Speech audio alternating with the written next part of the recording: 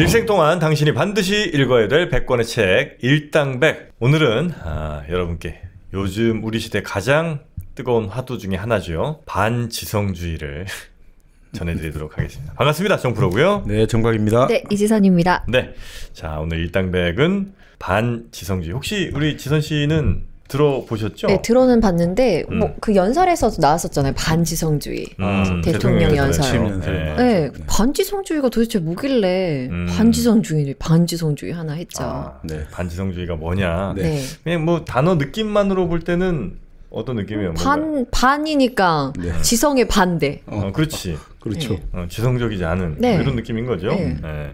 반지선주의라고 혹시 들어봤나 모르겠습니다. 반지선주의요? 네, 우리 지선 씨. 반대할. 안티팬들이. 자, 반지성주의. 네. 오늘은 이제 어떤 책으로 이걸 소개를 좀 해주시나요? 네, 우리가 예전에 미국의 반지성주의라고 한번 다뤘죠. 아, 그렇죠. 리처드 호프스테드 네, 교수가. 호프스테드. 네, 그때 우리 트럼프 대통령 선거 앞두고 미국의 반지성주의를 한번 다뤄봤는데 왜 이런 지도자가 지금 각광받는가? 그렇습니다. 네. 그거랑 반지성주의랑 이제 상관이 있다 이거죠? 네, 그러니까 반지성주의라는 게 그때 이제 호프스테드 책에서 보면 기본적으로 이제 정신적인 것들, 정신적인 가치를 무시한다든지 경멸하고 그 정신적인 가치를 담당하는 지식인들이죠. 지식인들을 좀 공격적으로 대하는 태도 이런 것들을 이제 반지성주의라고 봤는데 네. 그 미국의 반지성주의를 봤으니까 우리가 이제 일본의 반지성주의도 한번 봐야겠죠. 그래서 이제 오늘 네. 제목은 이게 반지성주의를 말하다 이렇게 지금 나와 있는데 네. 실제 원제가 일본의 반지성주의입니다. 일본의 반지성주의. 원래 원제가 네. 일본의 반지성주의. 네. 일본에도 그런 반지성주의 현상이 좀 나타나는 모양이죠. 뭐 예를 들어 이 책이 나온 건 2015년 아베 정권이 한창일 때 나왔는데 그 당시 그 아베 내각이 보여줬던 아주 반지성적인 측면들의 그 문제의식을 느낀 일본의 지식인들이 여러 명이 모여가지고 이 책을 만들어낸 거죠. 그 대표적인 지식인이 바로 우리도 한번 다뤘습니다만 그 우치다 다스루라는 분이 이제 편집 간사를 해가지고 뭐 각계의 작가, 교수, 학자, 영화 그 다큐멘터리 감독, 뭐 예술가 이런 분들 모아가지고 한번 네. 총체적으로 이제 일본에서의 반지성주의가 왜 생겨났고 그리고 이런 것들이 왜 지금 맹위를 떨치고 있고 이런 현상들을 우리는 어떻게 이해하고 대처해야 되는가.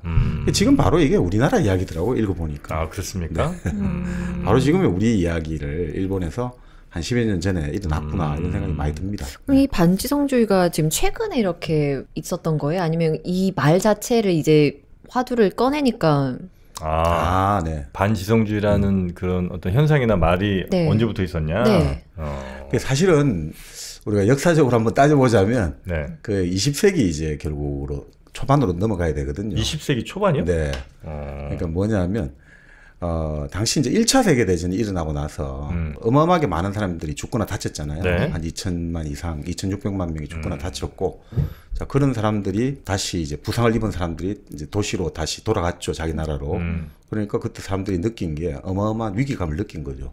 지금 그 사람들이 다치고 이런 모습들, 장애를 입고 이런 모습들을 다 보게 된단 말이죠. 그 이전의 전쟁하고 차원이 달라져 버렸단 말이죠. 네. 그러니까 그러면서 사람들이 현실적으로 지금 뭔가 우리 지금 시대가 우리 사회가 위기감을 가지게 되었고 또 그 와중에 또 사람들이 가지게 된 게 1차 세계대전이 경과되면서 그전에는 하나의 어떤 분들 이야기입니다만 좀 유럽 같은 경우는 예전에 왕족들이 다 혼맥으로 연결돼 있잖아요. 예를 들어 영국의 왕이나 독일의 왕이나 러시아의 왕이 다 같이 그 사촌들이고 이런 관계였잖아요. 네네네네. 그러니까 그런 식으로 해서 어느 정도 그 왕족이랄까 상층분의 연대가 좀 있었단 말이죠. 그러니까 그런 것들 어느 선을 안 넘어가게 제어를 하고 있었는데 1차 세계대전 이후로 이제 여러 가지 전쟁 마무리를 하면서 이제는 그게 다 사라져 버렸다는 거죠. 말 그대로 이제는 캐시, 돈하고 밀리터리 그 군사력을 가지고 이제 냉엄한 국제 질서를 짜기 시작했고 그런 것들 속에서 이제 사람들이 어마어마한 위기감을 느끼게 되었고 네. 그 위기감을 느끼게 되니까 사람들이 무엇을 원하느냐. 사람들은 위기를 느낄 때 행동을 요구하잖아요.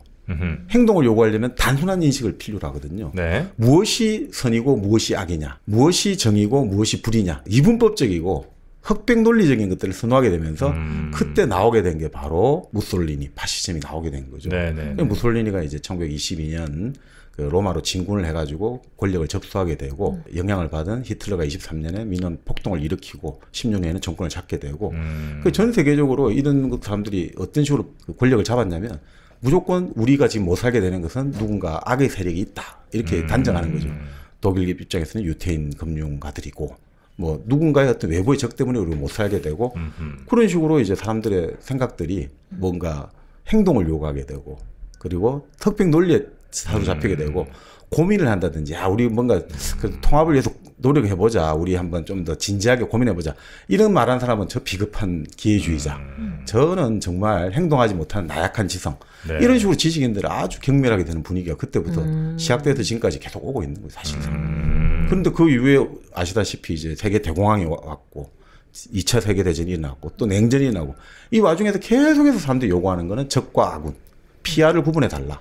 그리고 이 복잡한 세상 속에서 아우 내 혼자 이게 뭐가 진실인지 알 수 없으니까 누군가가 나타나가지고 이게 전부 다 누구 때문입니다. 이게 전부 다 누구 탓입니다. 이게 전부 다 재벌 탓입니다. 이게 전부 검찰 탓입니다. 이게 전부 노조 탓입니다. 이게 전부 다 빨갱이 탓입니다. 이런 식으로 이제 말 그대로 정말 반지성적인. 그러니까 우리가 생각하는 사실 반지성이라는 것은 행동한다는 뜻도 들어가 있거든요. 지성이라는 것은 행동하고 좀 달라요. 속고를 해야 되고 어느 정도 시간이 필요한데 반지성은 그런 걸 요구하지 않죠. 바로 행동할 것. 바로 지금 선악을 판단하고 바로 실천해라. 이렇게 가니까 사실은 실천이나 행동을 강조하는 건 사실 반지성적으로 규정할 수도 있습니다. 네. 그러니까 어떤 뭐 합리적인 판단이나 깊은 사고 과정을 겪지 않고 네. 일단 당장 이제 아주 즉각적으로 반응하게 만들고 사람들을 좀 더 선동하게 만드는 뭐 그런 것들이 대체로 이제 그렇습니다. 반지성주의에 가까운 행동들. 그렇죠. 그러니까 바로 현재를 가장 중시하는 거죠. 지금 눈앞에 현재만 집착하고 이것이 어떤 과거에서 왔고 지금 이것이 불합리하더라도 왜 그렇게 이렇게 만들어졌는지 그 이유를 따지고 그 연원을 따지고 이런 게 아니라 이건 무조건 지금 나쁜 거야. 이거 지금 우리한테 고통을 주고 있다. 이거 다 때려 부숴야 돼. 그렇게 가는 거예요. 그런 거에 이제 잘 반응하고 그런 걸 잘 선동하는 사람들이 이제 정치적인 권력을 갖게도 되고. 그렇죠. 그러니까 대중을 상대한 무솔리니, 히틀러, 그리고 스탈린. 이런 사람들이 그걸 잘하는 거죠. 자칫 여기서 아니다. 좀 더 뭐 생각해보자라든지 뭐 이런 얘기 잘못 꺼내면 이제 완전히 저건 이제 뭐 매국노의 쓰레기 되는 거고. 그러니까 지금 우리 같은 경우도 마찬가지죠. 사이다 화법을 제일 좋아하잖아요. 단순하고 명쾌하고 이렇게 해야지 뭐 그러니까 항상 이런 말 하는 사람을 좋아하는 거죠. 본질은 간단합니다. 본질은 단순합니다. 적은 간단합니다. 이렇게 가야지. 아니 근데 우리가 이런 면도 있고 이런 것도 있고 저런 것도 있고 이렇게 하는 순간 저거는 뭐야? 지금 방금 본질은 간단합니다 이거 했을 때 좀 약간 시원한 거예요. 네. 벌써 그 얘기만 들었는데. 길게 생각할 필요 없습니다. 네, 뭐 이런 거. 네, 반지성 느리고 답답하고 저 그렇게 느껴지네요. 그렇죠. 이렇게. 그러니까 이 불안하잖아요. 불확실하고 불안한 시대란 말이죠. 언제 사람들이 수천만이 죽고 내일 당장 또 경제가 어떻게 바뀔지 모르고 이 불안할 때 불안한 사람들의 마음을 잡는 것은 단순 명료 확신 단정이거든요. 이렇게 해서 사람들을 땡긴단 말이죠. 마찬가지로 우리가 종교적인 어떤 도그마를 활용하는 거죠. 종교에서 내가 길이요 진리요 생명이요 해야지 사람들이 그럴까 하면서 가잖아요. 근데 내가 길일까요? 내가 진리일까요? 내가 생명일까요? 이렇게 의문형을 물어보는 순간 저건 뭐야? 라고 사람들이 아무도 안 가겠죠. 그런 거겠죠. 그러다가 행동이 막 또 판을 치면 또 반지성, 우린 반성해야 됩니다. 같이 모여서 이렇게 하겠네요 또. 그렇게 가는 것들이 이제 우리 사회가 한마디로 우리가 균형을 찾아가는 좋은 과정인데 지금의 사회가 근데 과연 그렇게 되고 있는가. 지금 그 당시 이제 2015년 이때 일본의 반지성주의를 이게 참여했던 지식인들도 지금 일본은 왜 퇴행하고 있는가. 이거에 문제의식을 가졌거든요. 오히려 지금 일본이 더 나빠지고 있다. 정치인들의 발언은 갈수록 수준이 낮아지고 저질이고 욕설과 사람들로 하여금 정오를 야기하고 만든다. 그리고 미디어도 계속해서 이 폭언이랄까 미디어도 미디어 자체 이해에 맞게 상업적인 이익과 영향력을 유지하기 위해서 완전히 뭐 선전선동을 하고 있다. 그리고 이런 제일 대표적인 게 뭐 일본 같은 경우는 계속 역사 왜곡이 일어나고 또 음모론들이 있지 않습니까? 그러니까 여기서는 사실 반지성주의 대표를 음모론으로 봐요. 음모사관. 이것이야말로 가장 이제 반지성주의의 대표다. 그리고 그 음모사관의 정점에 있는 게 뭐냐? 바로 유태인 음모론이라는 것이죠. 그리고 그게 왜 무섭냐면 결국 그 유태인 음모론이 19세기 말에 만들어지기 시작했는데 결국 그것이 단순하게 말장난으로 끝난 게 아니라 그게 결국 50년 뒤에 600만 홀로코스트의 대학설로 이어졌다는 거죠. 그래서 이게 사실 되게 말로만 끝나는 게 아니라 결국 우리 인간에게서 이런 반지성주의적인 언행이랄까 이런 것들이 결국은 현실의 폭력으로 이어지기 때문에 이걸 우리는 상당히 경계를 해야 되지 않겠나. 끔찍한 폭력 사태가 있은 후에야 이제 다시 그 반지성주의에 대한 반성이 나오고 또 그리고 다시 이제 어떤 지성의 세계로 좀 갔다가 다시 또 네. 이게 반복되고 뭐 이런 이제 흐름이 있겠군요. 네, 지금까지 이제 20세기 100년을 보면 네. 그러니까 뭐 계속해서 그런 것들이 왔다 갔다 하는 그 과정 아닌가 싶어요. 네. 오늘 주제 되게 마음에 들어 아, 하시는 그래요? 것 같아요. 그래? 네. 아니에요? 누가? 아 제가? 응. 아 저는 마음에 들어요. 지금 너무 마음에 들죠? 네, 그 반지성주의의 네. 폭력을 많이 겪은 사람으로. 네. 아니, 폭력 많이 겪으셨어요? 정말 너무 힘들어요. 그렇죠. 댓글로 폭력을 많이 네.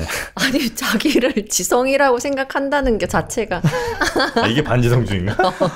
그럴 수도 있죠. 그러니까 결국 이제 반지성이라는 것은 결국 나를 규정하는 것들, 그런 것들도 끊임없이 의문하고 질문을 던지고 회의하고 의심하고. 그러니까 제일 중요한 건 이런 것 같아요. 내가 모른다. 그걸 부끄러워할 줄 아는 게 지성적이거든요. 근데 내가 무지하고 또 내가 뻔한 정보 데이터 이런 거 있잖아요. 수치를 왜곡하면서도 부끄러워할 줄 모르는 사람. 지금 우리나라 너무 많잖아요. 아니 여기 정치인들이 선거나 토론에 나와가지고 수치를 막 엉망으로 만들고 나서도 그냥 막 우기잖아요.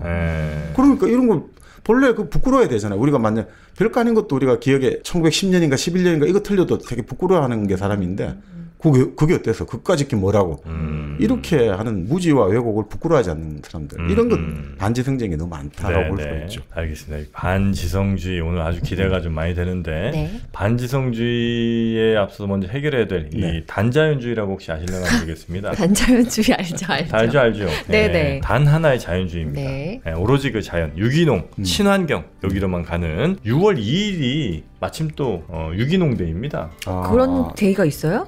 있었구나. 6월 2일. 오. 네. 6월 1일은 이제 우리 투표하셨잖아요. 네. 6월 2일이 바로 유기농, 유기 해서 이제 유기농인데 친환경 농업인 단체가 이제 유기농업 가치를 좀 날리고 친환경 농산물에 대한 어떤 소비를 좀 늘리자 이런 취지를 이제 만든 날인데 하여튼 2006년부터 시작이 됐고요. 유기농 데이를 맞아서 유기농 효소도 특가 판매하고 한 2주 동안 우리 단 하나의 자연에서 유기농 2주간 특별 할인 및 여러 가지 또 사은품도 드리는 행사를 하고 있다고 합니다. 네이버 스마트 스토어 네이버에서 단 하나의 자연 이렇게 이제 검색하시면 바로 단 하나의 자연 단자연에서 만드는 효소 제품들 또 다양한 유기농 제품들 만나실 수가 있으니까 이제 음식은 단자연주의로 네, 그렇게 좀 부탁을 저 드려도 이거 될까요? 매일 먹고 있거든요. 요즘 매일 네. 어때요? 시원합니까? 약간 속이 편해요. 희한하게 속도 편하고 맞습니다. 또 이거 먹는데 약간 이게 발효잖아요. 유기농 효소니까. 근데 희한하게 이게 진짜 내가 건강해지는 것 같아. 네. 피부도 약간 좀 오늘 좀 이렇게 피부 너무 좀 좋아요. 네. 좋죠. 네. 네. 네. 자, 하여튼 유기농 데이 맞아서 2주간 하는 특별 할인도 여러분 그 혜택 놓치지 마시기 바라겠습니다. 네이버에서 단 하나의 자연을 검색해 주시고요. 자, 그러면 반지성주의 네. 한번 들어가 보도록 하겠습니다. 네. 먼저 여러분들이 글을 다 모아 주셨는데 네. 우리가 뭐 다 할 수는 없고 가장 중요한 것들 몇 개를 뽑아가지고 한번 해보겠습니다. 먼저 이제 개요를 알아야 되니까 반지성주의자들이 도대체 어떤 프로필을 갖고 있는가, 어떤 윤곽이 뭔가. 너무 궁금하다. 네, 그거부터 먼저 한번 우리가 들어가 보죠. 네. 그 관련한 분은 이제 우치다 다스루라는 분이 이제 글을 쓰신 건데 이제 이런 것 같아요. 일종의 지성사의 맥락에서 이제 반지성주의를 어떤 식으로 바라봐야 될 것인가, 이걸 한번 보여주고 있는데. 먼저 미국의 반지성주의 그 홉스테드 책을 인용하거든요. 그러니까 보통 우리가 반지성주의 할 때는 대중하고 지식인을 따로 좀 이분법적으로 보는 경향이 많잖아요. 근데 여기서는 이제 사실 미국의 반지성주의도 그렇습니다만 대중과 지식인 이런 구분할 필요가 없다는 거죠. 그 구분은 의미가 없고 사실은 지식인이 최악의 반지성주의자인 경우가 많거든요. 그래요? 네네. 그러니까 사실 지식인 중에서 반지성주의 위험에 빠지지 않는 지식인은 거의 없어요. 언제든지 반지성주의에 들 수 있거든요. 그러니까 그렇게 예를 들어 가지고 세상과 사물과 사람에 대해서 비판을 하고 회의적으로 바라보라고 이제 강조하던 분들이 갑자기 어느 날 업무론 비슷하게 빠져가지고 막 자기를 둘러싼 뭐 업무가 있다 이렇게 갈 수도 있고 뭔가 아주 단정적이고 이거는 뭐 확신적이고 이런 태도는 그게 지식인의 태도는 지성적 태도는 아니거든요. 근데 그런 것들이 사실은 이 지식인이 빠질 수 있는 함정을 이제 갖고 있는 거죠. 방송이나 언론 쪽에 많이 노출되는 분일수록 그 가능성이 좀 높아지는 것 같습니다. 네. 왜냐면 이제 방송이나 언론에 긴 시간을 할애를 잘 안 하잖아요. 네. 그러다 보니까 짧은 시간에 뭔가 자신만의 의견이라든지 자신만의 어떤 생각 같은 거를 해야 되는데 그걸 이제 자꾸 이제 처음엔 아마 안 그러셨을 텐데 점점 사람들이 좋아하는 톤이 뭔가를 이제 본인도 본능적으로 찾아가겠죠. 네.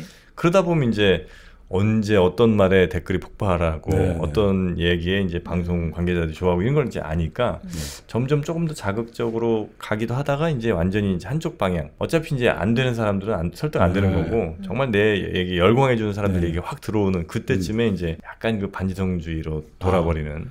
그래서 그 일본에 이제 그 우리가 다뤘습니다만 강상중이라는 그 네네네. 제일 교수 하시는 분이 그런 이야기를 했죠. 그분도 이제 TV에 여러 가지 시사평론이랄까 해설하러 많이 나가셨는데 그분이 그 TV 지금 말씀하신 속성을 한마디로 식인의 속성이 있다. TV는 식인, 사람을 잡아먹는다는 거죠. 자기 자신이 잡아먹힌다 이거죠. 계속 지금 말씀대로 나의 모습이 아니라 자꾸 거기서 원하는 대로 자꾸 말을 해주고 싶고 뭔가 더 과격하고 극단적으로 그걸 유도한다는 거죠. 맞아요. 그래서 TV는 식인의 속성이 있다. 식인종의 속성이 있다고. 그래갖고 잡아먹히셨어요? 내가? 네. 어때요? 지식인이 아닌데 어떻게 잡아먹어? 아니 요나 아닙니까? 고래배석에 들어갔다가 다시 나오셨죠. 그렇죠. 피노키오입니다. 아 그래요? 근데 이제 진짜 그래요. 이렇게 뭐 저도 이제 뭐 진행을 좀 하고 그러는데 하다 보면 뭐 애매한 얘기하면 뭔지 잘 모르겠거든. 그리고 이제 사람들도 뭐 답답하다고 뭐 재미없다 뭐 이러니까 그래서 뭘 하는 겁니까? 그 결론이 뭐예요? 뭐 이런 식으로 자꾸 이제 진행이 가다 보면 결국 그런 반지성주의에 빠질 가능성이 높아지는 것 같습니다. 저도 반성하겠습니다. 그러니까 뭐 사실 그러니까 우리가 알고 있는 뭐 지식인이 반지성주의 아니다 이건 성립할 수 없고 또 이제 반지성하면 뭔가 지적 정렬이 없는 것 같잖아요. 지적인 정렬들 아예 다 무시하니까 뭐 알고 싶은 것도 없고 저 사람은 그냥 책 읽고 이런 것도 무시하나 보다. 그게 아니고 반지성인 중에 지적 정렬이 결여된 사람이 없어요. 정말 지적 정렬이 누구보다도 충만하거든요. 그러니까 오히려 무슨 정보 데이터 이런 거는 막 거의 뭐 소수점 단위까지 다 외우고 있잖아요. 언제 무슨 일이 일어났고 뭐가 했고 너는 그때 무엇이 무슨 말을 했다 이런 것까지 다 찾아와가지고 뭐 구글링에가 다 쳐줬든지 그래 딱 들이민단 말이죠. 자신에게 확신이 있으려면 그런 자료를 또 바탕을 해야 되죠. 그러니까 사실 결국 그 우리가 생각하는 무지랄까 이런 게 지식이 모자란 게 아니라 사실은 지금 머리가 꽉 들어차가지고 더 이상 새로운 걸 받아들일 수 없는 게 무지한 거예요. 그럴 수 있겠네요. 유연하지 못하고 오로지 내 생각 하나로 그냥 끝까지 가는. 그렇죠. 그러니까 어떻게 보면 잘 모른다고 자기가 인정하는 사람들 있잖아요. 그러니까 그런 사람들은 일단 경청을 하잖아요. 내가 모른다고 인정하니까 들어야 되죠. 그런 다음에 듣고 이해를 하려고 하잖아요. 그럼 시간이 필요하잖아요. 듣고 바로 이해가 되는 건 아니니까. 이해를 해야 되니까 옛날 자기 경험하고도 비춰보고 이 말이 이 사람이 말했던 게 앞하고 뒤가 맞는지 그 논리적인 정합성도 따져보게 되고 그런 다음에 이제 판단을 하는 거잖아요. 이게 어떤 것인가. 그 판단을 하면 이제 우리가 또 비교도 해보고 추론도 해보고 그러면서 결국 평가를 하게 되고 그래서 그것들이 이제 우리가 새로운 지식이 되고 그리고 나는 이제 그것을 바탕으로 새로운 생각을 하게 되잖아요. 그러니까 그게 핵심이라 이거죠. 그러니까 새로운 지식 정보를 막 매일 아는 게 지성인이 아니라는 거죠. 그러니까 지성은 어떻게 보면 뭔가 이 책을 읽는다든지 신문 기사를 본다든지 뭔가 우리가 지금 이야기를 들으면서 자기의 어떤 틀을 계속 갱신하는 거 있잖아요. 새롭게 업데이트 시키는 거 있죠. 그러니까 저장 공간을 계속 스토리지를 늘리는 게 아니고 요거를 계속 갱신해 버리는 거죠. 내가 지금 2.0이었는데 말을 듣다가 갑자기 3.0이 확 되는 느낌이 들고. 그러니까 어떤 분이 재밌는 표현을 하는데 기계를 우리가 기계의 어떤 새로운 기능을 추가하고 싶을 때 그러면 새로운 기능을 붙이기 위해서 기계를 분해하고 그죠? 아니면 새로운 기계가 뭐 아주 복잡해지잖아요. 근데 스마트폰이 가지고 있는 장점이 앱을 다운받으면 그 기계 새롭게 확 바꿔버리잖아요. 지금까지 아주 고물기계 휴대폰이 그 앱을 장착해갖고 하면 또 완전 그게 맞춰가 새로 바뀌잖아요. 그러니까 지성이라는 것도 어떻게 보면 그런 거다 이거죠. 끊임없이 요 틀은 내가 같은 인간의 틀을 갖고 있는데 물이 들이는 틀은 같은데 새로운 앱을 다운받아가 확 한번 새롭게 완전히 내가 새로운 그 뭔가 틀이 바꿔지는 그런 느낌을 가지는 게 지성이지 단순한 지식이 양쪽으로 축적되는 거는 이제 오히려 더 그 사람을 힘들게 만들 수 있다. 저는 이제 나이가 조금씩 들수록 그 틀 안에 계속 갇히는 게 편하니까 그걸 찾게 편하죠. 되더라고요. 이제 편하고 생각을 좀 덜 해도 되고 그리고 효율적이죠 매우. 그러니까 그 틀 안에 넣고 이제 바로바로 돌려버리면 마치 그 수학 공식 하나 암기하고 있으면 거기 이제 숫자만 바꿔놓으면 되는 것처럼 그게 이제 편하긴 편합니다. 그러니까 이제 사실 그래서 우리가 어른이 된다는 거는 그 기존에 예전에 경험들을 가지고 살아가는 거잖아요. 그러니까 이미 예전에 한 게 있으니까 예전에 그 느꼈던 감정도 있고 느꼈던 저질렀던 실수도 있으니까 요번에 새로운 게 나타나고 뭐 새로운 게 할 때 대충 옛날 걸 가지고 하는데 지금 말씀대로 10대가 가장 머리가 활성화되는 시기라는 게 10대가 네. 가장 극단적이니까 처음 시도하니까 네. 그러면 신선하니까 이게 서로 극단적으로 가잖아요. 좋으면 아주 좋고 싫으면 아주 싫고. 근데 지금 이제 우리가 나이가 든다는 거는 과거에 의존하니까 그게 극단적으로 되기가 좀 힘든 거죠. 그러니까 새롭게 되려면 오히려 그 뭔가 항상 자기 자신이 좀 어떻게 모르고 있다랄까 결핍을 느끼는 게 가장 이제 좋은 방법 아닌가 싶습니다. 네. 자, 그래서 이제 우리가 지금 지성이다 반지성이라는 것들이 좀 일반 개념하고 다르다 느꼈잖아요. 네. 근데 사실 그래서 반지성주의 하면 대부분 사람들은 반지성주의는 뭔가 대단히 좀 러프하고 정말 뭔가 뭐라고 할까 마초적이다 이렇게 생각하는데 전혀 그렇지 않고 반지성주의자는 똑똑하다. 생각보다 똑똑하다라고 생각하시면 됩니다. 네. 그러니까 데이터, 증거, 통계 수치 이런 걸 한없이 꺼낼 수 있는 사람이다 이거죠. 근데 문제는 이런 게 있는 것 같아요. 그런 사람들이 반지성주의에 더 잘 어울리는 사람들이라는 그렇죠. 거군요. 네. 네. 근데 재밌는 게 그런 사람들이 그렇게 데이터를 꺼내고 막 하잖아요.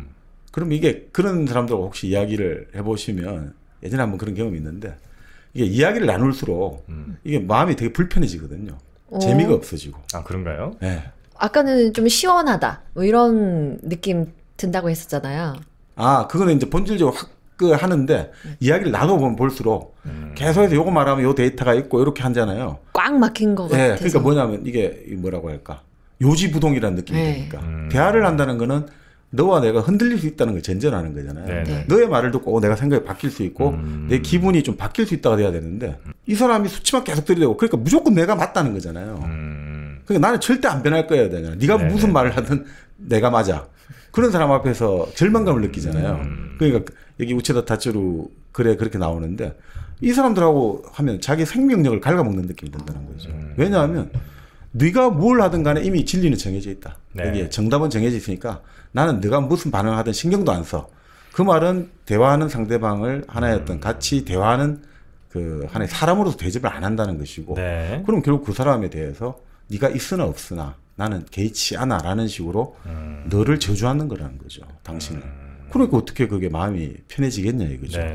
그러니까 그런 것들 이래서 이제 하나의 어떤 반지성주의라는 사람들은 기본적으로 하나의 이것들을 나만이 어떤 진리를 가지고 있다.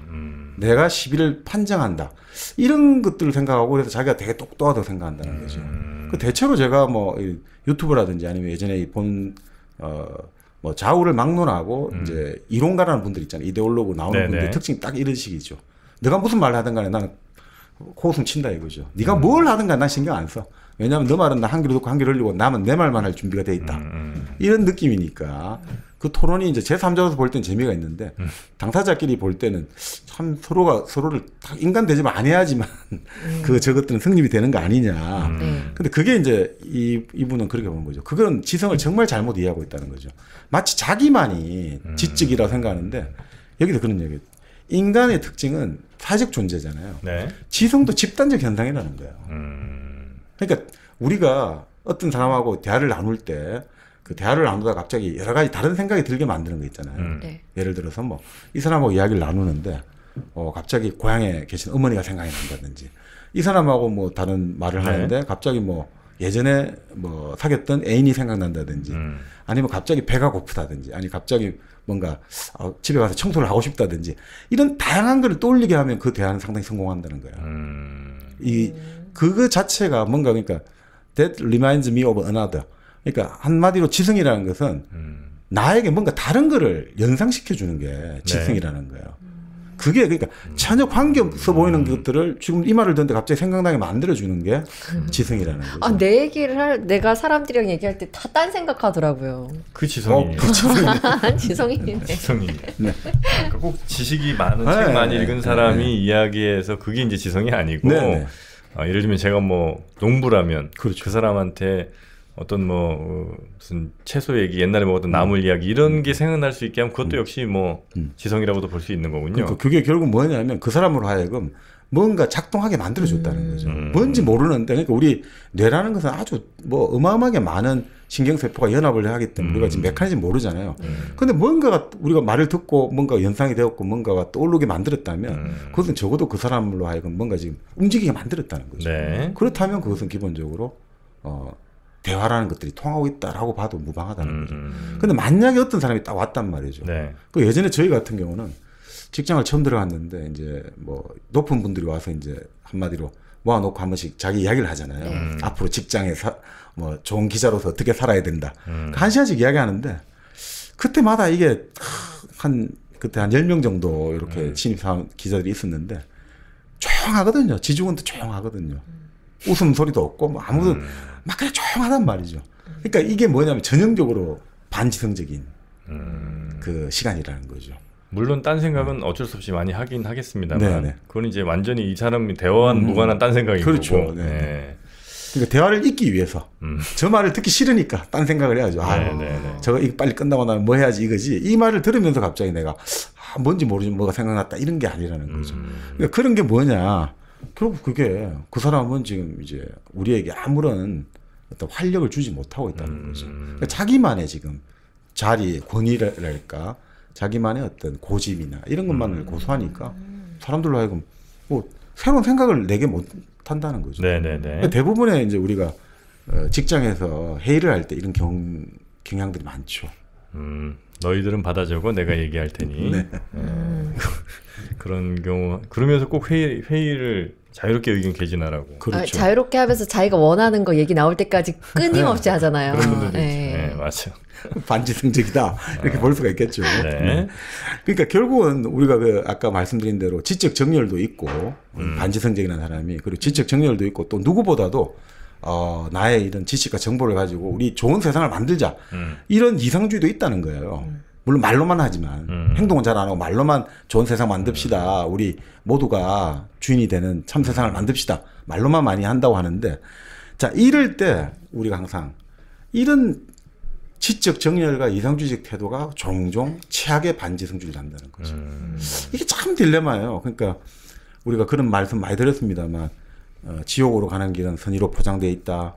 세상을 천국으로 만들겠다는 사람이 최악의 지옥을 만들고 그 정말 최고의 고귀한 동기가 종종 세상을 망친다. 네네. 이런 아이러니가 참 많이 나거든요.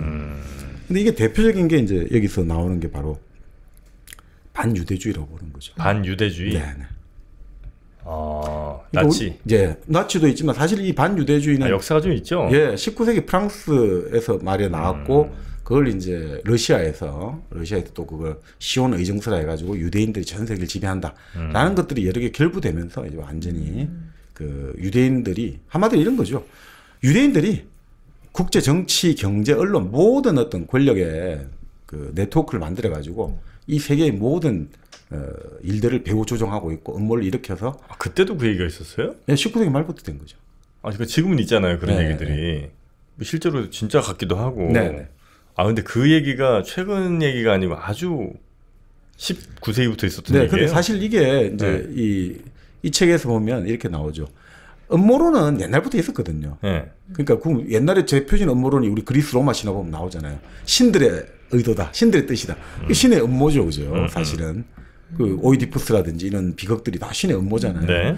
근데 이것들이 본격적으로 어떤 한 특정 집단의 이게 된 것, 특정 집단으로 딱 그 유대인이다 이런 식으로 가는 게 된 거는 바로 이제 프랑스 혁명 이후라고 보죠. 프랑스 혁명. 프랑스 혁명이랑 무슨 상관이 있어요? 자 어떻게 됐냐면 이 프랑스 혁명이 일어났지 않습니까? 네. 그러니까 이게 당시 생각해 보세요. 그 당시 프랑스 귀족과 그리고 프랑스의 우리가 삼부회라고 하잖아요. 귀족이 있고 성직자 계급, 신부 사제가 있고 평민들이 있는데 그 두 계급이 하루 아침에 다 목이 날아가든지 아니면 다 외국으로 망명을 해버렸거든요. 재산 다 몰수됐어요. 그 교회 재산도 다 그 당시 혁명 정부가 귀족 계급. 자 그러니까 이 사람들이 이제 망명을 갔잖아요. 그 얼마나 황당하겠습니까? 아니 도대체 뭔가 낌새를 몰랐는데 어떻게 하루아침에 이런 일이 가능한가. 그러니까 이럴 때 어떤 생각을 하겠습니까? 항상 뭔가 누가 음모를 그렇지 어떤 집단이 우리가 모르는 사이 비밀리에 어마어마한 힘을 가지고 우리를 한꺼번에 지금 이걸 했다라고 이제 가설을 설정하게 된 거죠. 아니 왜냐하면 당연히 그래 되지 않습니까? 이 사람들이 자판기 사고 하잖아요. 뭔가가 입력이 있으니까 출력이 나오겠지. 그러니까 돈을 넣었으면 상품이 나오잖아요. 마찬가지로 혁명이라는 결과가 나온 거는 누군가가 음모를 꾸몄다. 음모가 들어갔으니까 이게 결국 혁명이 나온 거다라고 이제 생각을 하게 된 거죠. 무슨 뭐 로스차일드가가 됐든 아니면 무슨 일루미나티라고 하나요? 뭐 하여튼 그런 광명회 네. 그런 친구들이 네. 우리를 전복하려고 이미 오래전부터 준비했고 그쵸. 근데 우리가 그게 당했다? 우리가 몰랐다 이거죠. 우리가 전혀 몰랐잖아요. 그러니까 이건 분명히 비밀 결사야 이거지. 우리가 몰랐으니까. 논리적으로 아무런 하자가 없죠 지금까지. 그렇지 않습니까? 네. 자 그러니까 자 이제 전제하는 거예요. 반드시 비밀리에 활동하는 뭔가 거대한 집단이 있다. 네. 그리고 그 놈들은 누구일까? 라면서 이제 지금 말씀대로 프리메이슨, 유대인, 성당 기사단, 우리 뭡니까? 다빈치 코드에 나오는 뭐 성당 기사단, 그리고 이런 것들이 다 나오는 거예요. 그러면서 계속 이 사람들은 이거 했다가 저거 했다가 계속 돌아가면서 음모론 대상이 바꿔져요. 근데 그게 중요하지 않아요. 그게 틀리건 뭐 이런 게 중요 안 해요. 그냥 어떻든 중요한 거는 뭔가 있다 이거죠. 그게 있어야 그들도 살 수 있군요. 그렇죠. 네. 그러니까 어떻든 이거를 모두가 통제하는 이 거대한 모든 것을 통제하는 뭔가가 있다. 이러면 너무 편하잖아요. 우리도 인생 살아가면서 갑자기 우리 97년 IMF 외환위기가 오고 코로나가 오고 이럴 때 너무 힘들잖아요. 도대체 왜 우린 열심히 살아가는데 이런 일이 날까? 그럴 때 사람들이 생각하게 되는 건 1차적으로 외환 음모가 있다고 보거든요. 근데 외환위기 때도 지금 돌아가셨습니다만 그 대우그룹 김우정 회장 예전에 네. 이야기할 때 그분도 그 음모론에 가까워요. 그 이야기를 공개적으로 막 해요. 이건 분명히 한국을 길들이기 위해서 미국과 이쪽에서 자본들이 이런 식으로 일본을 치기 위해서 한국을 먼저 건드린 거다. 뭐 이런 것부터 시작해서 그 되게 그럴듯하거든요. 그래서 그런 이야기 하잖아요. IMF 있기 6개월 전에 미국의 주요 기관인들 한 100명 가까이 여기 와서 사타치 다 정보를 수집하고 갔다. 그리고 6개월 후에 IMF가 왔다.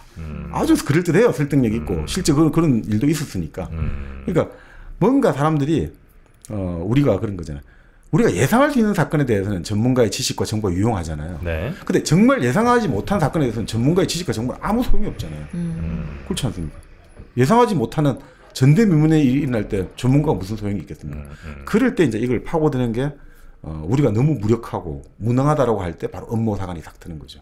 누군가가 있어. 이 모든 것을 배후 조종한 누군가가 있어. 자, 그렇게 해서 그것들이 결국 나타나게 된 게 이제 우리가 아시는 바로 그 유대인 대표적인 게 이제 유대인론인 거죠. 이제 프랑스의 그 몰락한 귀족이나 성직자들이 이제 먼저 그렇죠. 네.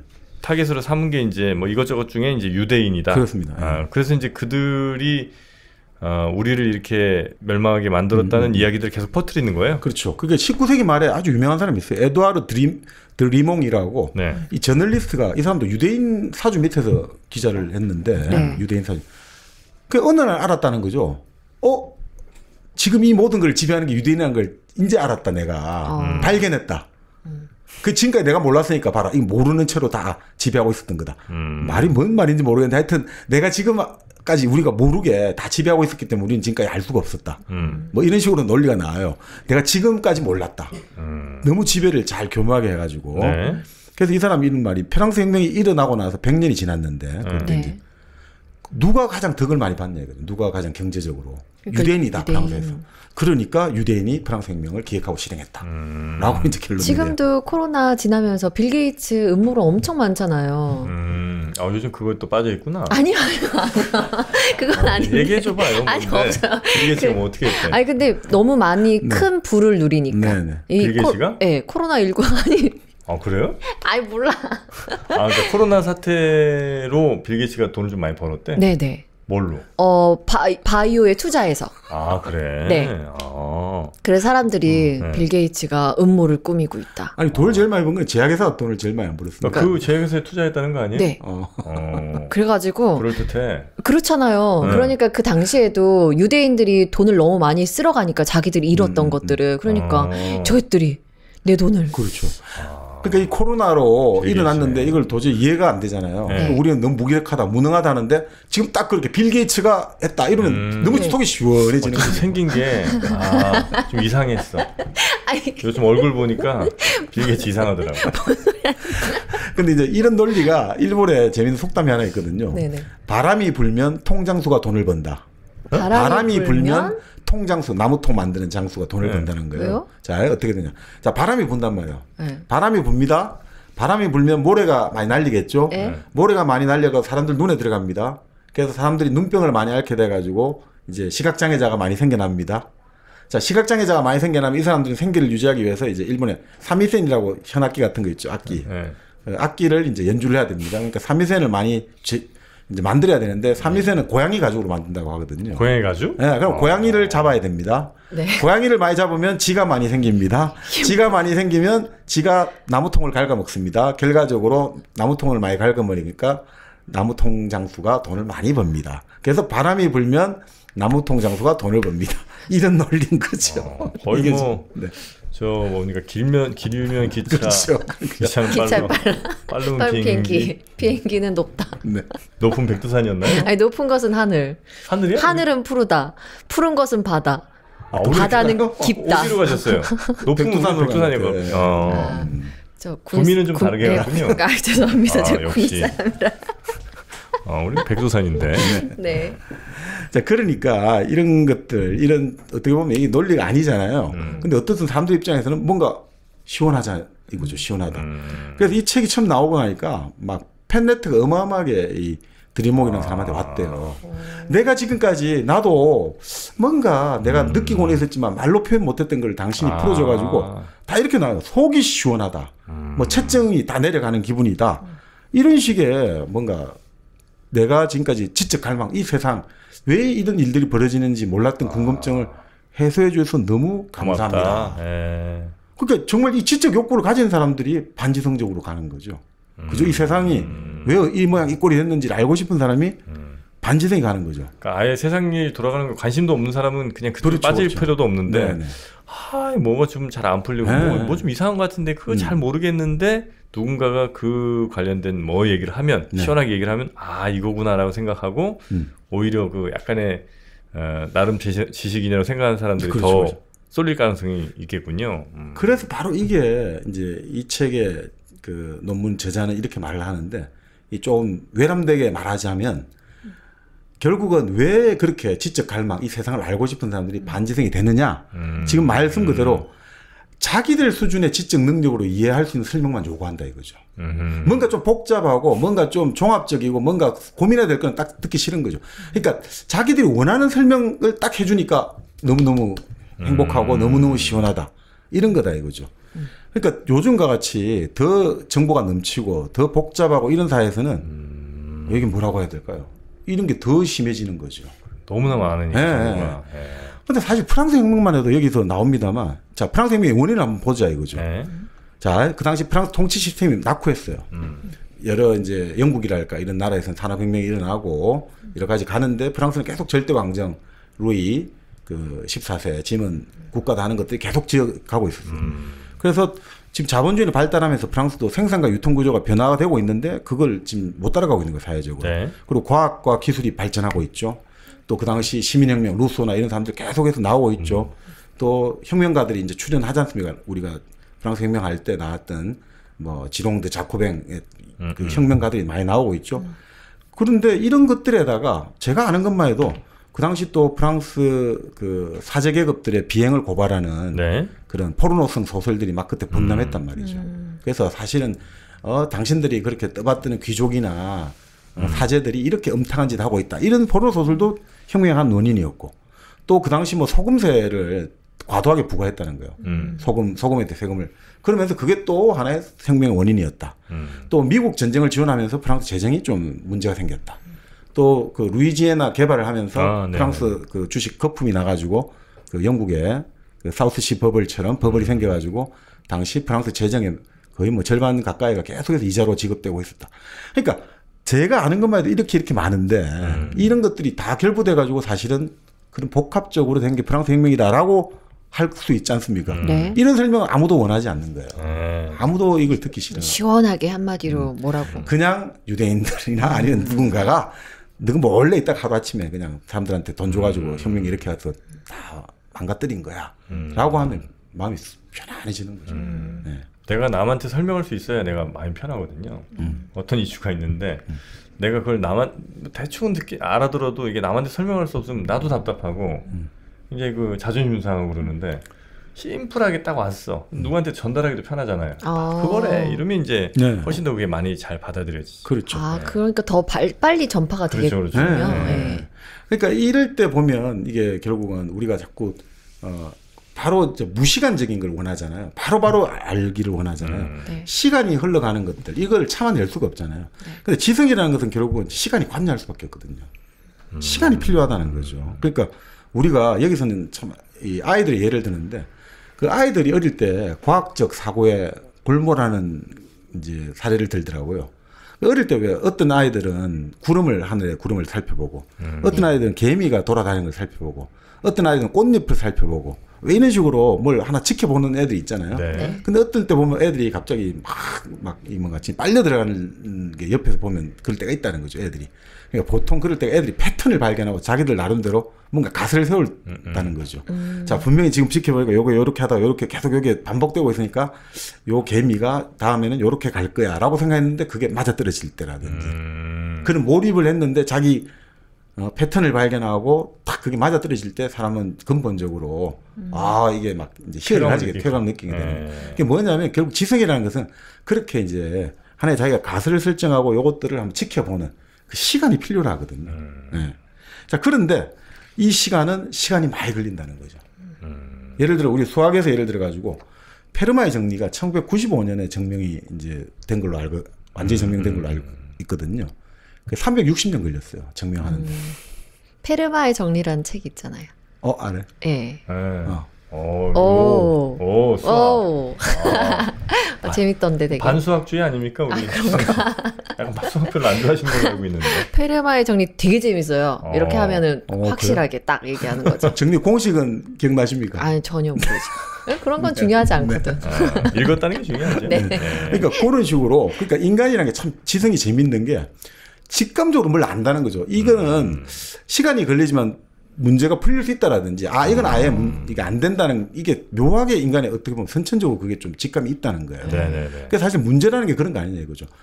딱 보면 아는 거라든지 이거 보면 이건 안 풀리는 거 이건 문제가 안 된다는 거예요. 문제라고 사람들이 인식하는 거는 이거 뭔지 모르지만 이거는 시간과 내가 좀 에너지를 많이 쓰고 자원을 쓰면 언젠간 풀릴 거야. 라고 참 인간은 이게 직감하는 게 있다는 거죠. 그건 좀 그럴듯한 것 같아요. 그죠? 그런 직감이 있다는 것들. 그러니까 그 직감이 있다는 건 뭐냐? 결국 지금 내가 지금 어린애들 그 사례를 들었습니다만 그런 것부터 시작한다는 거죠. 이 우주의 비밀을 하나씩 캐는 거는 바로 그런 사소한 것부터 시작을 하는데 그 나중에 그런 이야기 하잖아요. 뉴턴도 그런 이야기 했지 않습니까? 우리가 생각하는 뉴턴은 정말 근대 과학, 근대 사회의 기초를 놨다고 하잖아요. 근데 그 뉴턴조차도 그런 이야기 했잖아요. 나는 진리라는 대양에서, 그러니까 진리가 태평양이라는 바다란 말이죠.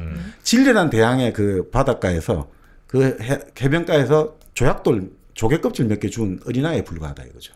그렇게 위대한 과학적 발견한 사람이 나는 진리라는 큰 바닷가에서 그냥 밀려오는 조개껍질 몇 개 주었다. 이 정도로. 이게 무슨 말이냐면 그런 어떤 우리가 지성을 발휘하고 여러 가지 이런 발견하고 이런 것들은 지금 이 순간으로 끝나는 게 아니라 이거는 정말 앞으로 후속 세대 있잖아요. 다가올 수많은 세대하고 공동 작업하는 거라고 생각한다는 거죠. 그리고 우리가 지금 아는 것도 우리 우리 앞에 사라졌던 수많은 조상들, 수많은 사람들의 그 학문과 지식이 축적돼가 우리가 오고 있는 거잖아요. 우리가 다 그인의 어깨에 올라타 있는 거잖아요.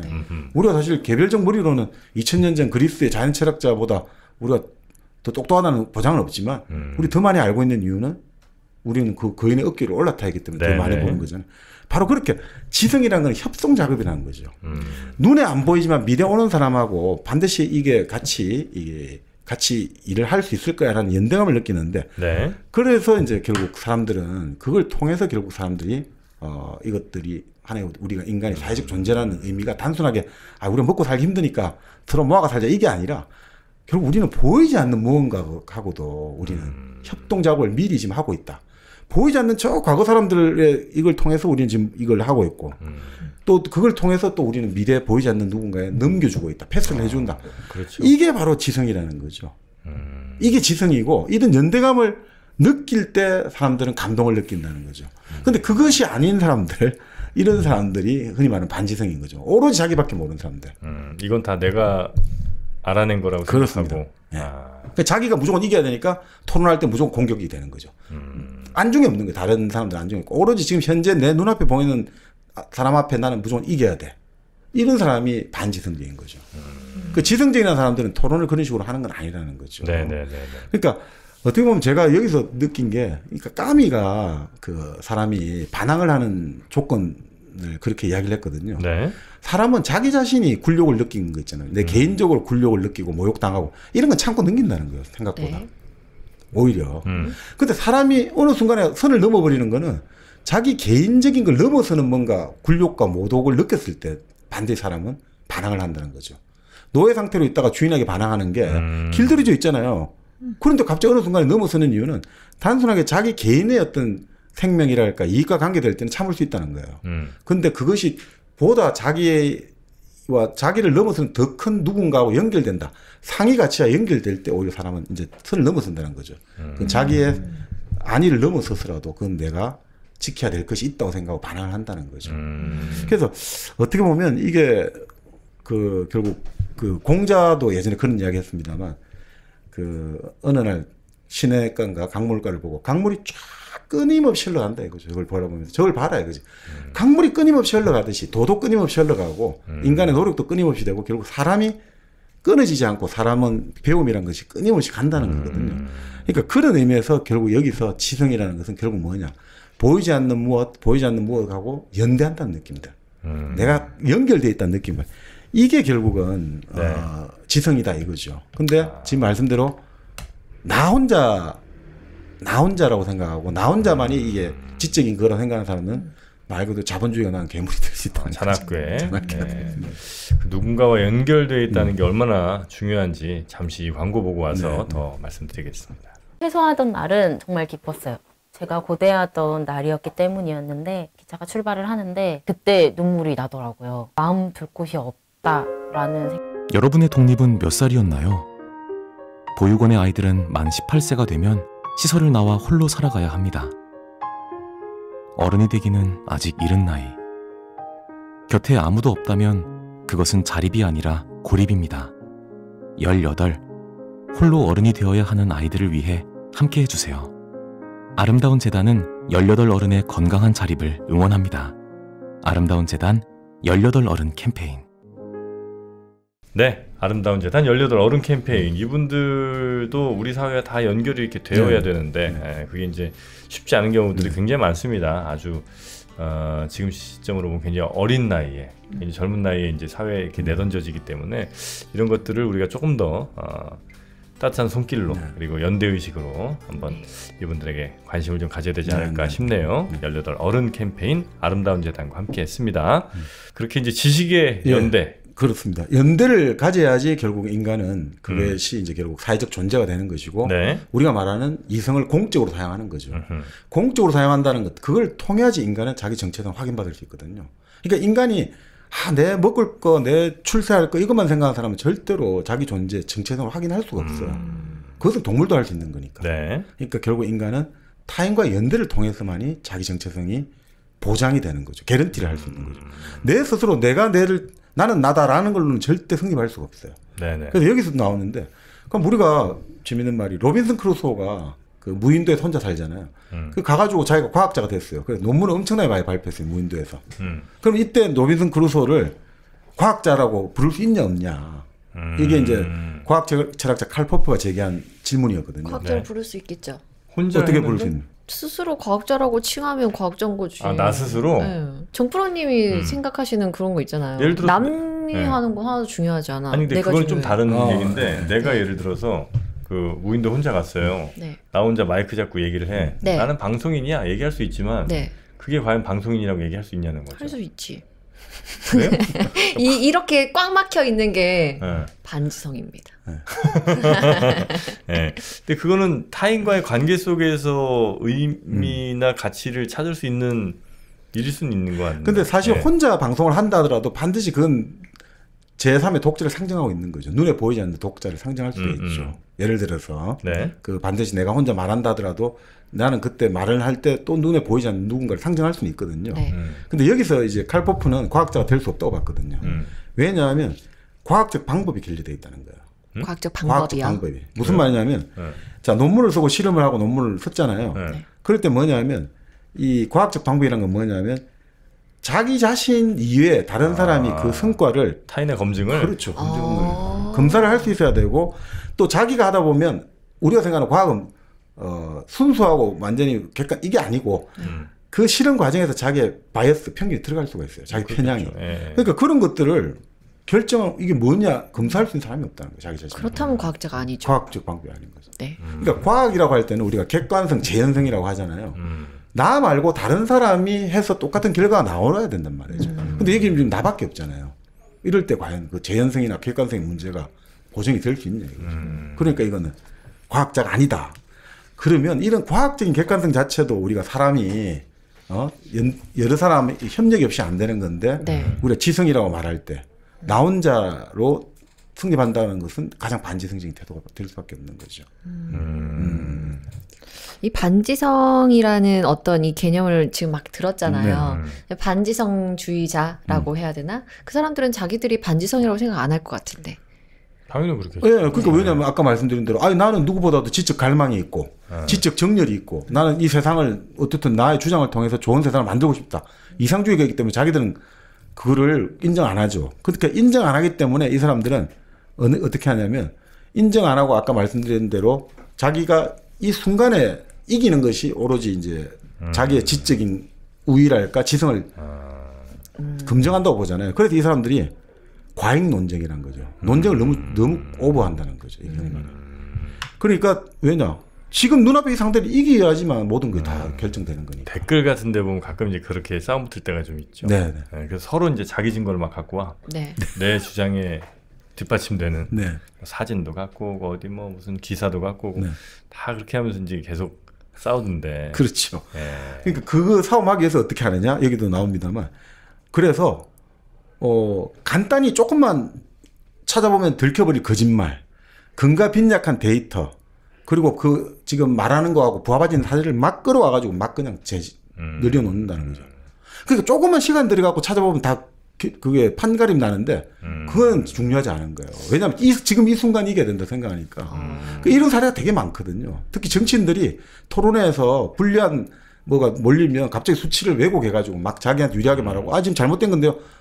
그 내가 아는 데이터는 그렇지 않다고. 그거 나중에 보자고. 나중에 아무도 안 본다 이거죠. 그러니까 그 순간 넘어가 버리는 거죠. 그럼 사람들이 볼 때는 그런가 보다. 저렇게까지 말하는데. 그러니까 사람들은 그런 생각하잖아요. 우리가 보통 말을 할 때 내가 확실하게 자신하지 못하는 걸 말할 때 확신 갖고 말을 못 하잖아요. 그래서 주눅 들잖아요. 그런데 반지성주의자들 사전엔 주눅이 없는 거죠. 그냥 뻔뻔한 거예요. 그냥 무조건 우기는 거예요. 아니라고. 아니 지금 이거 분명히 나오지 않느냐. 인터넷 찾아보니까 당신이 잘못 검색한 거다. 내가 아는 데이터는 다르다. 그런 식으로 말해갖고 그 다음에 하자. 다음 이런 건 없으니까 이 사람들은. 그런 식으로 넘어가니까 이 사람들은 타자와의 연대나 타자와의 협동이라는 건 없죠. 그 순간 지금 나 혼자 단독으로 무조건 이겨야 되니까 정말 왜곡이랄까 과장이랄까 생략이랄까 이런 온갖 그거를 다 구사하는 거죠. 지금 머릿속에 떠오르는 수많은 인물들한테 너희 반지성주의래. 너희들이 바로 반지성주의자야. 이렇게 말해주고 싶은데 그 사람들은 받아들이지 않는다고 하니까. 아니 받아들이지 않는다 하더라도 할 수 없습니다만. 네. 근데 어쨌든 그런 사람들은 아까 우리는 그 지성적인 사람은 결국 패스를 받아가지고 패스를 연결해 준 사람인데 반지성주의자는 그런 의미에서 엔드 유저라는 거죠. 최종 소비자인 거예요. 더 이상 내가 남한테 이 지독한 이기주의자고 자기밖에 모르니까 남한테 준다는 개념이 없은 거예요. 그러니까 이 사람들한테 시간이 없는 거죠. 지금 이 순간밖에 없으니까 미래가 없는 거예요. 그러니까 그리고 자기 성과를 이건 다 내가 잘해서 이긴 거잖아요. 그러니까 이게 뭔가 내가 갖고 있는 이런 것들을 뒤에 오는 사람에게 패스를 한다든지 정리를 한다든지 이런 개념이 없는 거죠. 네. 다 서버린다는 거죠. 지금 내가 다 서버릴 거야. 절대 나 자식한테 안 줄 거야. 이거와 똑같은 태도가 되는 거죠. 네. 그러니까 이런 사람들의 특징은 기본적으로 편협한 거죠. 네. 왜냐하면 지금 이 사람 이 순간에 내가 이기는 게 목적이니까 다른 거 다 필요 없다 이거죠. 근데 편협한 거죠. 이 책이 지금 일본의 반지성주의잖아요. 그 일본 얘기 좀 나오기도. 예, 나와요. 근데 이게 기본적으로 우리가 좀 이제 반지성의 윤곽을 이제 일본 사람들이 요것도 전제는 항상 일본 지식인이 바라보는 반지성주의자예요. 그죠? 그러니까 우리가 항상 이제 또 반지성주의라는 것도 보편적이라기보다는 네. 일본의 지금 2000년대의 지식인이 바라보는 반지성주의의 모습. 일본사의 모습이 지금 투영되어 있는 거죠. 그때 당시 일본이 약간 이런 사람들도 많고 이런 정치인들이 자꾸 출몰하고 이래서 이제 네, 그때 뭐 아베 정권 심각했지 않습니까? 학자들이 이제 이렇게 이야기를 한 거군요. 그러니까 그 당시 아베 정권 불리한 건 다 모른다고 하잖아요. 아, 그랬나요? 네, 그때 무슨 유치원 문제 뭐 이런 것들 나오면 다 몰라. 다 몰라. 그러니까 모른다 하면 또 문제가 되잖아요. 그러니까 모른다가 제일 정답이죠. 자, 위법성 있는 사안에 대해서 이제 의회에서 추궁을 하는데 그 사안에 대해서 알았다고 하면 바로 책임을 져야 되는 거죠. 그리고 만약에 그 사안에 대해서 뭐 예를 들어 가지고 별거 아니다라는 식으로 말하면 이게 나중에 또 이제 거짓말로 되면 또 위증으로 고발되잖아요. 그러니까 그럴 때 제일 회피하기 좋은 수단이 그것이 있었는지 없었는지 그 행위가 있었는지 없었는지 기억이 안 납니다. 그러니까 우리가 청문회에서 항상 기억이 안 난다는 게 이제 법적으로 가장 정가의 보도가 되거든요. 그런 식으로 계속해서 넘어가는 거죠. 일본 사회도 그랬었군요. 그러니까 그만큼 그때 그런 것들이 많고 그러니까 어떻든 지성을 가지고 그래도 한 사회를 책임지겠다고 올라갔으니까 그게 없다고 볼 수가 없는데 저 사람들이 왜 저렇게 뻔뻔하게 사실을 왜곡하고 국민을 우습게 생각하고 뻔한 거짓말들 곧 시간 나면 들통날 거짓말 통계 수치 이런 것들을 막 저렇게 하느냐 그러니까 그런 것들에 대해서 이제 문제의식을 가지고 한번 이게 반지성주의라는 것들을 한번 총론을 들어가 본 거죠. 네. 그리고 이제 제일 대표적인 그래서 이런 우리가 생각하는 반지성주의의 대표하면 바로 20세기 최악의 반지성주의자 하면 가장 대표 인물이 결국 조지프 메카시죠. 메카시죠. 메카시즘은 아마 우리 지선 씨도 좀 들어봤을 것 같은데요. 잘 모릅니다. 메카시즘. 네네네. 네. 뭐 이제 냉전의 시작을 알리는 본격적인 신호탄 아니겠습니까? 그러니까 이 메카시라는 사람이 참 이게 이게 메카시를 가지고 사실 책 우리가 2시간을 이야기해도 이게 참 할만한 이야기인데 메카시가 본래 21살인가 고등학교를 갔거든요. 늦게 갔네요. 네, 우유 배달하고 위스콘신 출신인데 그런데 38살에 상원의원 당선이 됐죠. 그리고 2차 세계대전 때 그 주에 판사를 하다가 이제 그 자원 입대를 했죠. 그렇게 했고 그리고 부상을 입은 건 사실이고 그렇게 와서 이제 이게 딱 정치인이 되지 않습니까?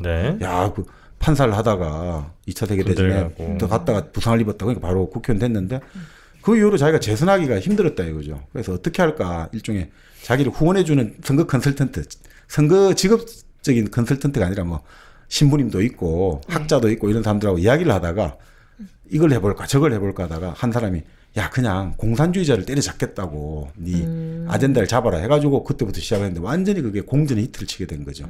1950년 그 한 집회에서 이게 서류 하나 흔들었잖아요. 이건 내가 이게 뭔 줄 아느냐고 지금 미 국무성 빨갱이로 있는 압력하는 명단 내가 가지고 있다. 그러면서 이 사람이 갑자기 스타가 돼버린 거죠. 그리고 스타가 되면서 이제 온 이제 말 그대로 메카시즘 광풍이라고 하잖아요. 미국의 공무원들한테 전부 사상 검증을 하고 그래서 뭐 수많은 사람이 쫓겨 나가기도 하고 영화판도 한번 뒤집어지고 네, 영화판도 뭐 그거 완전히 사상 검증식으로 해가지고 뒤집어지고 그런데 이제 그것들이 이제 한 4년 정도 가다가 결국 이 사람도 슬슬하게 몰락하게 된 거죠. 그렇게 몰락하게 돼가지고 결국 뭐 이 사람도 그 미국 의회에서 징계안이 결의가 이제 통과가 된 거예요. 이 메카시가 상원의원으로서의 품위와 이런 것들을 그래서 결국 이 사람이 결국 나중에 거의 알코올릭 돼가지고 슬슬하게 빨리 죽어버렸죠. 그런데 이제 그 시대가 너무 무시무시한 시대가 지나갔고 그걸로 인해서 미국이 당시에 너무 이제 사상 검증이랄까 이데올로기 투쟁으로 미국 사회가 하루하루 하다 보니까 결국 57년에 스푸트니크 쇼크가 온 거죠. 스푸트니크가 소련은 과학으로 인공위성을 쏘아올렸는데 미국은 지금 맨날 나를 완전히 이데올로기 투쟁으로 빨갱이다 아니다 이걸로 나를 지새다가 교육이 엉망이 됐다. 그래서 미국이 교육을 새롭게 해야 된다. 해서 이제 그 메카시에 좀 수그러드는 거죠. 네네. 네. 그러니까 그 메카시 같은 경우가 이제 바로 그렇게 대표적으로 그 반지성. 예, 그런 사람이었죠. 근데 이 메카시가 요즘은 그런 이야기도 해요. 근데 그래 거짓말 계속 거짓말했다 이거 나오는데 네. 최근에 또 미국에 이제 물론 이제 보수 우파적인 학자들이 책인데 메카시 말이 대부분 맞았다는 거예요, 역사적으로. 아, 그래요? 네. 메카시가 고발했던 그 미국 국무부의 대표적 간첩, 얄타 협정에 실무자를 했던 그 LJ 히스 같은 경우 있잖아요. LJ 히스라고 그래서 그 사람이 이제 쫓겨났다가 다시 복권됐다가 막 참 인생 역정이 대단했거든요. 근데 최근에 90년대 이후 나온 소리 보면 또 LJ 히스가 그쪽 가능성이 높다라는 식으로 나오고 또 대표적으로 이제 소련에 그 원자폭탄 관련해서 정보를 건넸다고 해가지고 사형당한 로젠버그 부부들 있잖아요. 그 억울하다, 이 대표적인 억울한 죽음이라고 했는데 그게 또 후르쇼프 회고록에 보면 그 로젠버그 부부였나 거기를 상당히 애국자 비슷하게 칭송을 하고 있거든요. 그래서 이제 그러니까 이 보수 우파들 이야기 그쪽 학자들 이야기입니다만 오히려 메카시가 미국 보수주의를 새롭게 만드는 완전히 주춧돌을 만들었다고 요즘 새롭게 평가를 해요. 그쪽. 아, 그래요? 네. 그리고 이제 이상돈 교수의 말입니다만 오히려 그 메카시 때 그 결국 그 재판을 받았던 그 결국은 국무성이 실제로 그 에치슨 라인을 만들어 갖고 한국이 전쟁이 나게 된 게 결국은 실제 미 국무성의 친공산주의 관료들이 결국 에치슨 라인으로 한국을 빼가지고 결국 전쟁을 일으키게 소련에게 헌납한 거 아니냐. 네. 그렇게 해서 전쟁이 일어난 게 아니냐라는 이야기도 나오고 있어요.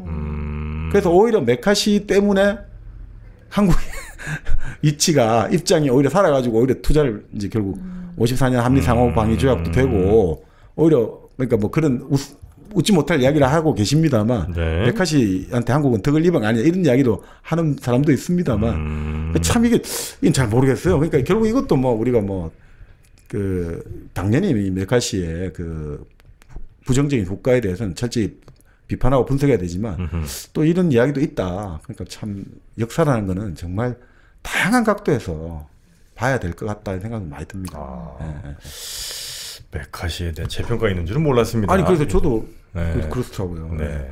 근데 결국 어떻든 여기서 뭐 메카시가 근데 왜 이렇게 사실 그 뻔한 거짓말이었단 말이에요. 그건 아무것도 아니었어요. 네. 그건 밝혀졌고 그 국무성의 100명 그거 다 거짓말이고 네. 그것들의 어느 정도 소스를 공급한 사람은 결국 누구냐면 그 당시 FBI 국장 에드거 후보 쪽에 소스를 준 거예요. 계속 뒷이야기를. 그렇게 했는데 에드거 후보 입장에서 예를 들어 가지고 아이젠하워 대통령 정부가 들었으면서 자기가 기도했던 미국 국무성의 에치슨 라인들이 다 물갈이 되니까 그다음부터는 메카시에게 정보를 차단해 버린 거야.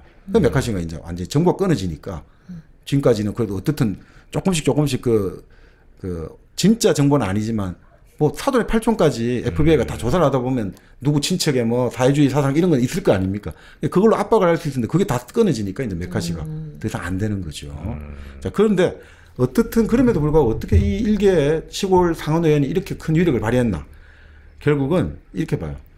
메카시 자체도 공산주의자가 미국 국무성이나 FBI나 CIA에 있다는 사실을 안 믿었다는 거예요.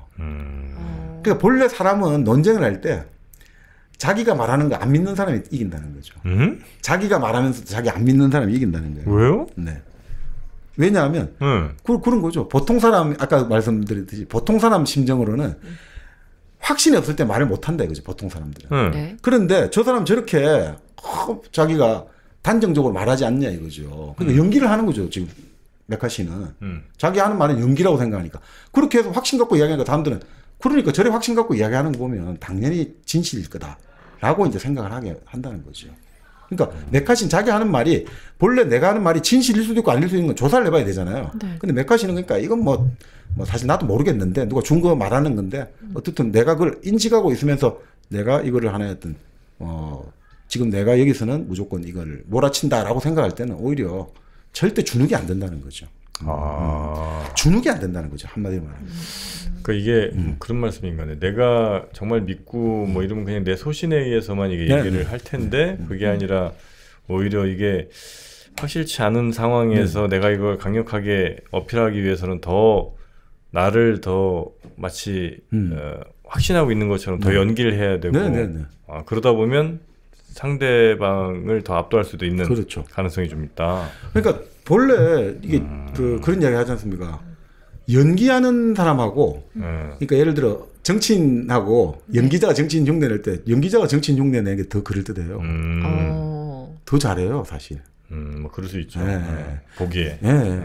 그러니까 어떻게 보면 이 그 메카시 같은 사람들은 그러니까 딱 났을 때 내가 딱 이제 내가 하는 말은 그러니까 내가 하는 말이 거짓이라고 생각하는 사람들 내가 통제할 수 있다고 생각하잖아요.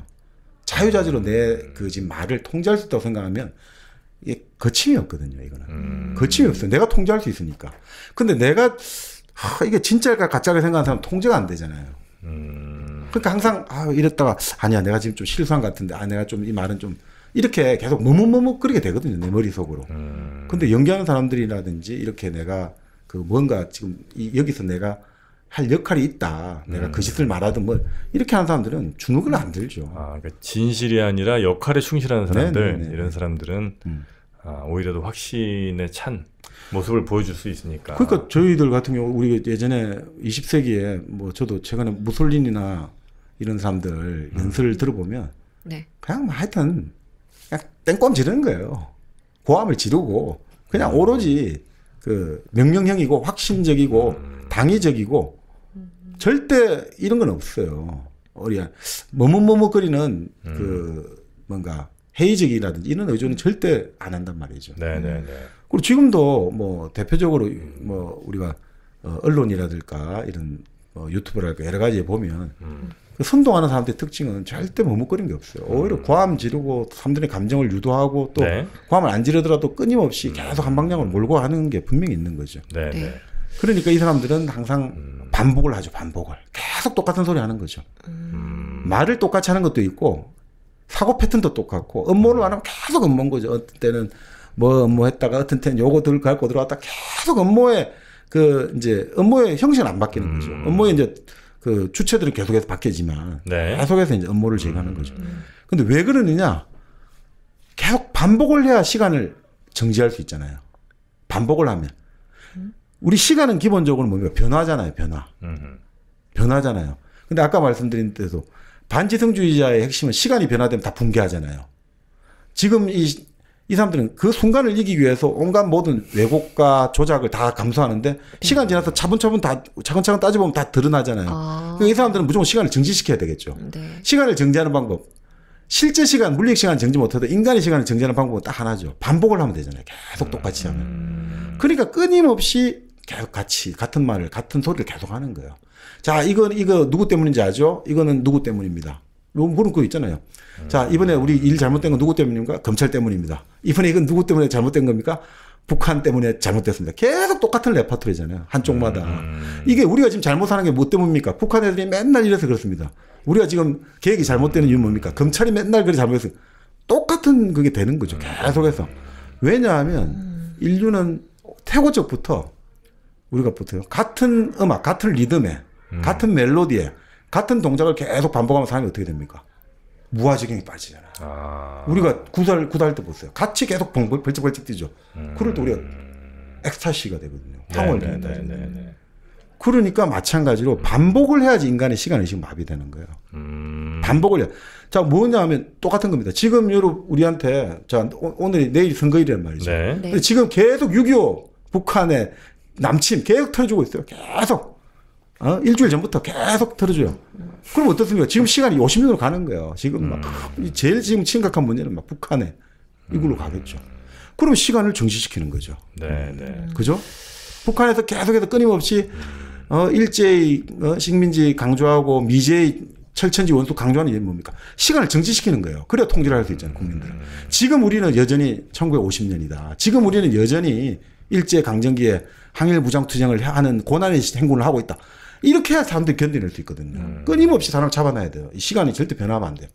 우리는 지금 1950년에 와 있어. 이 고난의 시간이에요. 끊임없이 반복시키는 거죠. 저도 좀 반복 좀 하겠습니다. 심플하게 말씀드릴게요. 간단합니다. 간단합니다. 커피는 1kg입니다. 커피만큼은 지성이 필요하지 않아요. 그냥 1kg 커피면 끝입니다. 향기 최고입니다. 1kg 커피. 1kg 커피 여러분 많이 드셔보셨잖아요. 더 이상 무슨 설명이 필요하겠습니까? 예, 커피는 1kg 커피 다시 한번 말씀드립니다. 커피는 1kg 커피. 커피 뭐라고요? 다시 한번 말씀드립니다. 커피는 1kg 커피. 커피입니다. 네, 1kg 커피와 함께 여름도 시원하게 보내시기 바라겠습니다. 시원한 아이스 커피 그리고 따뜻한 또 커피. 여름에도 또 따뜻하게 가끔 아침에 먹으면 또 기분이 네. 좋습니다. 네. 네. 1kg 커피의 다양한 향과 맛을 여러분 집에서 또 회사에서 느껴보시기 바라겠습니다.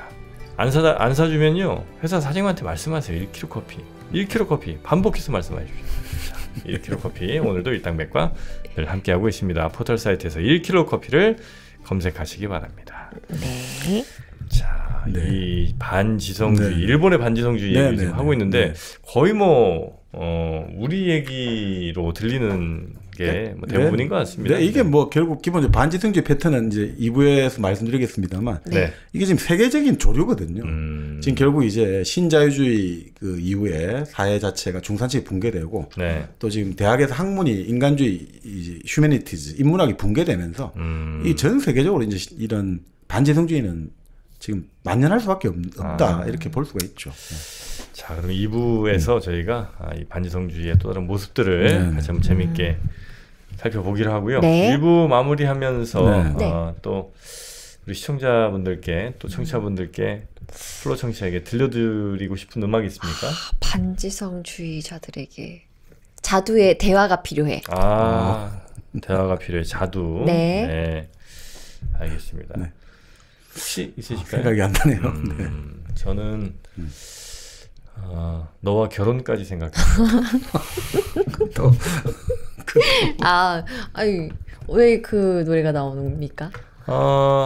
이제 좀 반지성주의인 분들과 함께 화합의 의미죠. 네. 너와 결혼까지 생각했는데 이게 네. 뭐냐. 자, 그러면 좋은 노래 우리 잘 진행에 맡기기로 하고요. 저희는 반지성주의를 말하다 이 책 2부로 돌아오겠습니다.